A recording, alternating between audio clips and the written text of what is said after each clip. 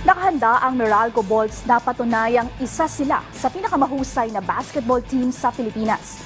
Bukod sa PBA Governors Cup, sasalang rin ang Meralco sa East Asia Super League. Yan ang ulat ni Rafael Bandayrel. Determinado ang Meralco Bolts na harapin ang matinding hamon na dala ng kanilang busy schedule.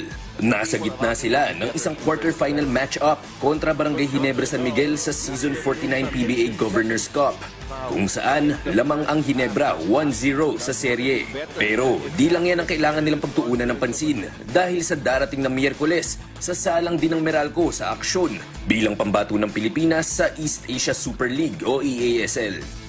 The hard thing for us, I think the new thing of us is we have a game of ESL right in the middle of it. So how do we manage that, right? We've got best of 5 after game 4, we'll play that first game. So, and we want to do good in both.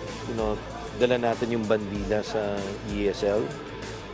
Quality teams, top 2 are always there. So we'll have to manage that, but we're confident.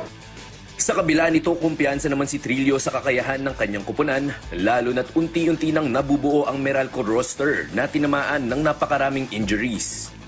Guys are starting to get healthy. We have Aaron Black and Elaine Malexi who will probably come back too. So looking forward to a lot of basketball. Bago sumalang sa EASL, magkakaroon ng pagkakataon ng Bolts na itabla ang serye kontra Ginebra sa Sabado, September 28 sa Araneta Coliseum. Rafael Bandayrel para sa Pambansang TV sa Bagong Pilipinas.